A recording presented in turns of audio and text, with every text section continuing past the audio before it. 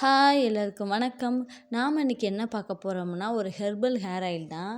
ஒரே யூடியூப்பை திறந்தாவே என்ன தயாரிக்கிறது, இந்த ஹேர் பேக் தயாரிக்கிறது, ஃபேஸ்க்கு க்ளோ பண்ணுறதுக்காக பவுடர் தயாரிக்கிறேன் அப்படின்னு சொல்லிட்டு எல்லாரும் விற்க ஆரம்பிச்சிட்டாங்க. அப்படி என்ன தான் அந்த எண்ணெய் தேய்ச்சா முடி வளருதுன்னு பார்த்துருவோன்னு சொல்லிட்டு நம்ம வீட்டுக்கிட்டே ஓரளவு கிடைக்கக்கூடிய பொருளை வச்சு தானே இவங்க செய்கிறாங்க. சரி நம்மளும் ட்ரை பண்ணி பார்ப்போம் அப்படின்னு சொல்லிட்டு தான் செம்பருத்தி, சின்ன வெங்காயம், கருவேப்பிலை, அப்புறம் மருதாணி, கொஞ்சோண்டு வெந்தயம், அப்புறம் ஆலோவேரா ஜெல்லு, அப்புறம் வெட்டி வேர், இன்னொன்று ஆவாரம்பூ அப்படின்னு சொல்லிட்டு ஒரு பேசிக்கான இன்க்ரீடியன்ட் வச்சு தான் செய்கிறாங்க.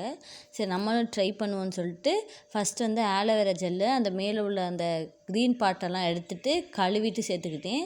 அப்புறம் கொஞ்சமாக எங்கள் வீட்டில் பயமுறுத்திட்டாங்க, வெந்தயமும் போடுற, சின்ன வெங்காயம் போடுற, அப்புறம் கருவேப்பிலை மருதாணி போடுற, இதெல்லாம் குளிர்ச்சி, வெந்தயம் கம்மியாக போடு அப்படின்னு சொன்னாங்க.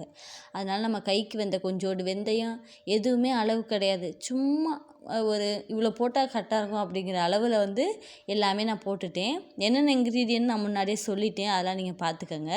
அப்புறம் செம்பருத்தி பூ போட சொன்னாங்க. எனக்கு செம்பருத்தி பூ 2 தான் இருந்துச்சு. அதனால் செம்பருத்தி பூவில் இருக்க சத்து தான் இலையில இருக்குன்னு சொல்லுவாங்க. அதனால் செம்பருத்தி பூ 2, கொஞ்சம் இலை கொஞ்சம் போட்டுட்டு ரொம்ப கம்மியாக தண்ணி ஊற்றணும். ஏன்னா நம்ம எண்ணெயில் போட்டு இதை நல்லா காய்ச்ச போகிறோம். அப்போ எண்ணெய் ரொம்ப தண்ணி ரொம்ப இருந்துச்சுன்னா தெறிக்குங்கிறதுக்காக ஒரு 4-5 ஸ்பூன் மட்டும் தண்ணி ஊற்றி நல்லா பேஸ்ட் மாதிரி அரைச்சிக்கலாம். இந்த எண்ணெய் நாங்கள் எப்போதும் தேய்க்கிற எண்ணெய் கிடையாது. எங்கள் சித்தப்பா கேரளாவுக்கு போயிட்டு வரல, பியூர் எண்ணெய் அப்படின்னு சொல்லிட்டு வாங்கிட்டு வந்தாங்க. எப்போதுமே நாங்கள் செக்கில் ஆட்டின லூஸில் கிடைக்கிற எண்ணெய் தான் தேய்ப்போம். சரி இந்த எண்ணெய் சும்மா தானே இருக்குது அப்படிங்கிறக்காகவும் தான் இந்த ஹேர் ஆயில் நான் ட்ரை பண்ணவே ஆரம்பித்தேனே, அது ஒரு காரணம். இப்போ அந்த எண்ணெயை எடுத்து ஒரு 1/2 லிட்டர் அளவுக்கு ஊற்றிக்கிட்டேன். எங்கள் அம்மா நிறைய ஊற்றி நீ வேஸ்ட்டு பண்ணிடாத அப்படின்னு சொன்னாங்க. அதனால் கொஞ்சமாகவே ஊற்றினேன். நம்ம எப்போதும் போல் ட்ரை பண்ணி தான் பார்க்க போகிறோம், கொஞ்சமாக தான் செய்ய போகிறோம். கொஞ்சமாக ஊற்றிட்டு ஃபுல் ஃப்ளேமில் வச்சுட்டு இது மாதிரி குட்டி குட்டி பப்புள்ஸாக வரும்போது எண்ணெயை மீடியம் டு லோ ஃப்ளேம்லேயே வச்சுட்டு நம்ம அரைச்சி வச்ச பேஸ்ட்டை மெதுவாக போடுங்க. ரொம்ப ரொம்ப மெதுவாக போடுங்க. டப்புன்னு போட்டிங்கன்னா எண்ணெயில் கையெல்லாம் தெறிச்சு போயிடும். இப்போ உள்ளே போட்டோன்னே டக்குன்னு கிண்டி விட்ருங்க.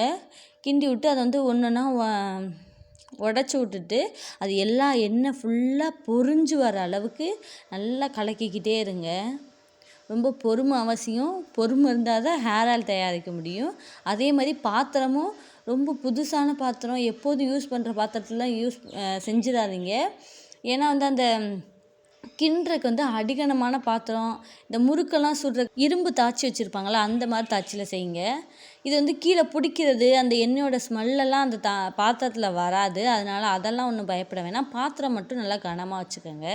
இப்போ ஓரளவு கிண்டி கிண்டி விட்டுக்கிட்டே இருக்க அந்த எண்ணெய் சூடுக்கு ஏற்றாப்புல நல்லா பொரிய ஆரம்பிக்கும். கொஞ்சம் ஃப்ளேம் அதிகப்படுத்துனீங்கன்னா பொரிய ஆரம்பிக்கும். அப்படியே லோ ஃப்ளேமுக்கு சிம்மில் வச்சுட்டு பொரிய விட்டுக்கிட்டே இருங்க. இப்போ நான் காமிச்சிருப்பேன் ஃப்ளேம் கூட எவ்வளோ வச்சுருக்கேன்னு. ரொம்ப ஹை ஃப்ளேமில் வச்சோம்னா கரிஞ்சு போயிடும், எண்ணெயும் கரையர்னு வந்துடும். அதனால் எக்காரணத்தை கொண்டு ஃபுல் ஃப்ளேமில் மட்டும் வச்சிடாதீங்க. மீடியம் ஃப்ளேம் கூட ஓகே, ஆனால் ஃபுல் ஃப்ளேம் மட்டும் வச்சிடாதீங்க. நான் ஃபஸ்ட்டே காமிச்சிருப்பேன், அந்த மிக்ஸெல்லாம் போட்டதுக்கப்புறம் என்ன கலரில் இருந்துச்சு. அதுக்கப்புறம் இப்போ நல்லா பொரிஞ்சு அந்த மேலே அந்த பபிள்ஸ் எல்லாம் அடங்கினக்கப்புறம் என்ன கலரில் இருக்குது எண்ணெய் அப்படிங்கிறத டிஃப்ரெண்ட்டை நீங்கள் பார்த்துக்குங்க.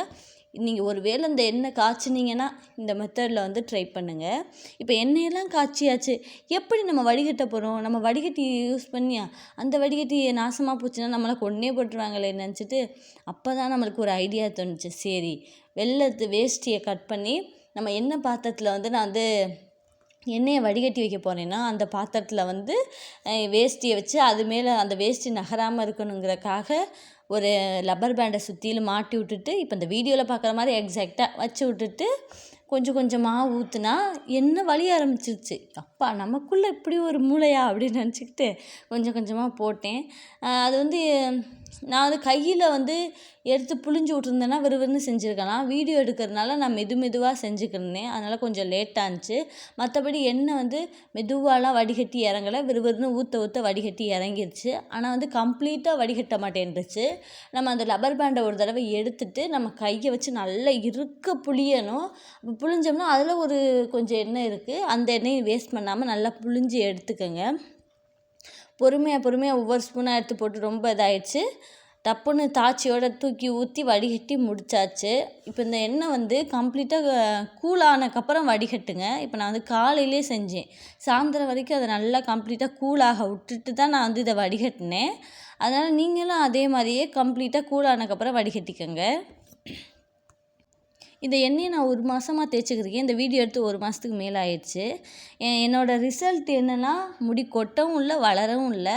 ஆனால் வந்து குளித்ததுக்கப்புறம் முடி வந்து நல்லா சாஃப்டாக இருக்குது.